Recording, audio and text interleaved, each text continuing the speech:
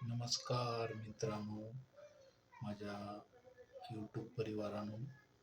मी तुम्हाला सुखी संसाराचा एक छोटासा मंत्र सांगतो.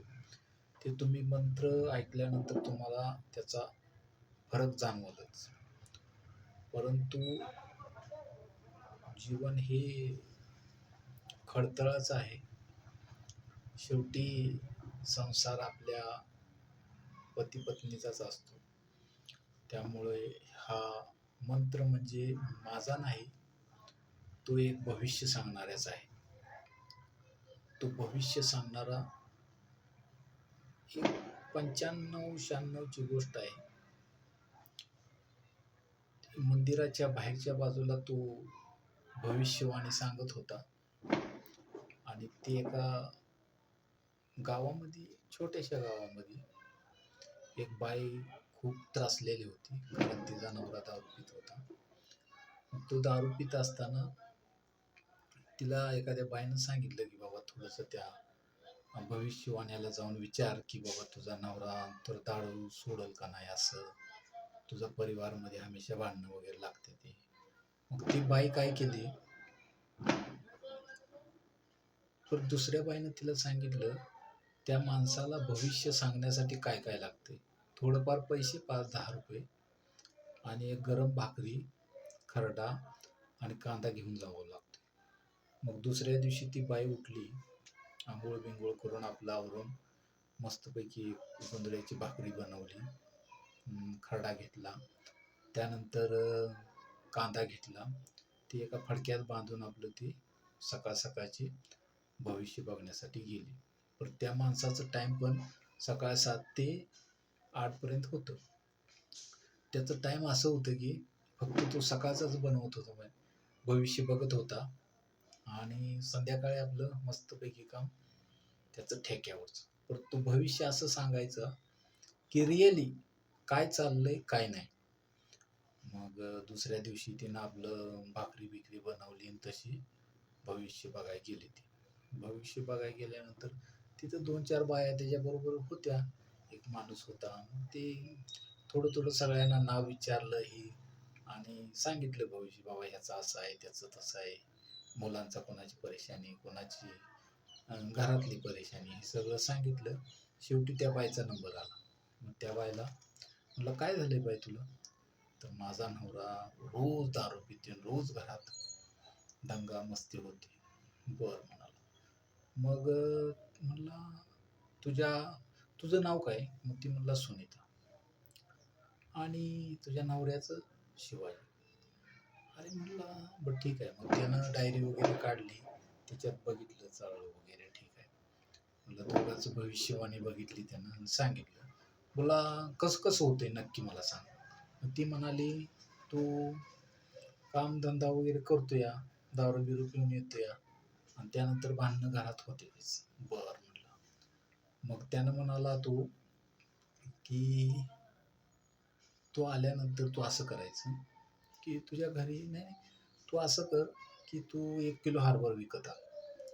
ती म्हटली कसलं हरभरा?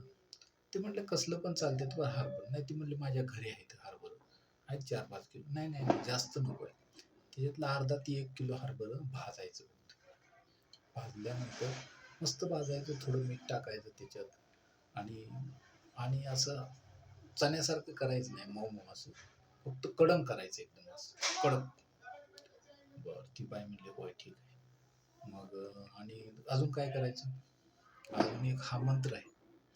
हा मंत्र तू जर जपलास तर तुझ्या संसाराचा चांगला तुला उपयोग आहे. ती बाई म्हणली काय करायचं मग? ती बाई तो असा म्हणला, हरभरा भाजल्यानंतर नवरा घरात आल्या आल्या एक मुठभर हरभरा घ्यायचं, त्याच्या हातात ठेवायचं, एक मुठभर तुझ्याजवळ ठेवायचं. तू रोज आल्यानंतर बडबडते, दारू पिऊन आला, हे केलं, हा बडबडते, शिवा देत्या, ही करत्या, त्यामुळे होते व्यत्यय. तुझं काय काम आहे, फक्त एक मूठ हरभरा त्याला द्यायचं आणि एक मूठभर आहे ते आपण जवळ ठेवायचं. आत आल्या आल्या तिला हातात द्यायचं आणि आपण घ्यायचं आणि तोंडात टाकायचं. ज्याला तू काय बोलत होतीस का नाही ते मनातल्या मनात बोलायचं. आणि मनातल्या मनात बोलल्यानंतर त्याला काय सुद्धा बोलायचं नाही. मग असं झाल्यानंतर मग तुला त्याचा रिझल्ट कळत. त्याला जर तू काय बोललीस तर तुला त्रास होईल. त्याला तू काय बोलायचं नाही.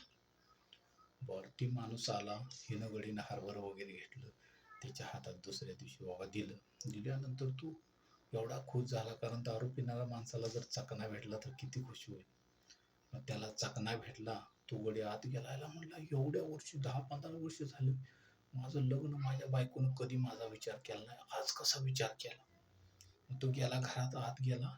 त्याच्याजवळ कुठनं पैसे काढलं त्यानं काय माहिती, 500 रुपये घेतलं.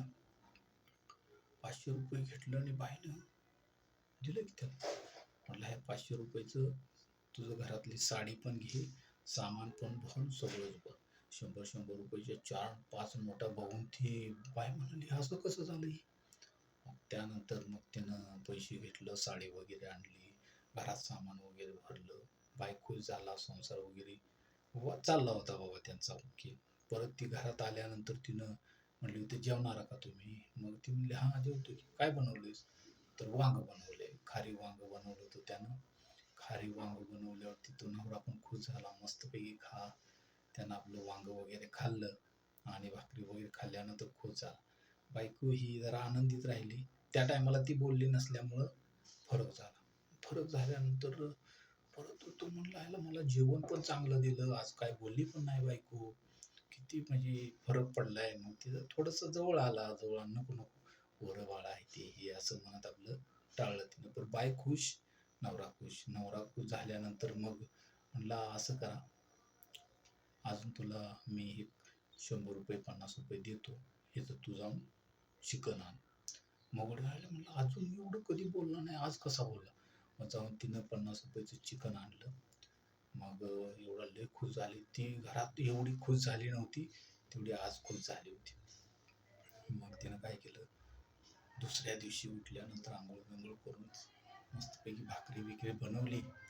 त्याच्यामध्ये कालचा होता तो खरडा घेतला, कांदा घेतला आणि परत त्या माणसाकडे गेली. माणसाकडे गेल्यानंतर ही गडी बघितल्यानंतर तिथं बाया जर होत्याच. ती गडी घाबरला, म्हटला काल तर तुला भविष्य सांगितलं, तू आज कशाला परत आलीस. नाही मामा म्हणाले, तुम्ही जे मला भविष्य सांगितलं माझ्या उज्ज्वल संसारासाठी चांगलं भविष्य ठरलं, हे घ्या भाकरी. आणि भाकरी घ्या. आणि तिच्याकडे होतं ते 10-20 रुपये अजून दिलं. त्याच्या पाया पडली आणि म्हणली तुम्ही मला हे सांगितलं का नाही, असुखी संसाराचा मंत्र माझ्या कामाला आला. बस.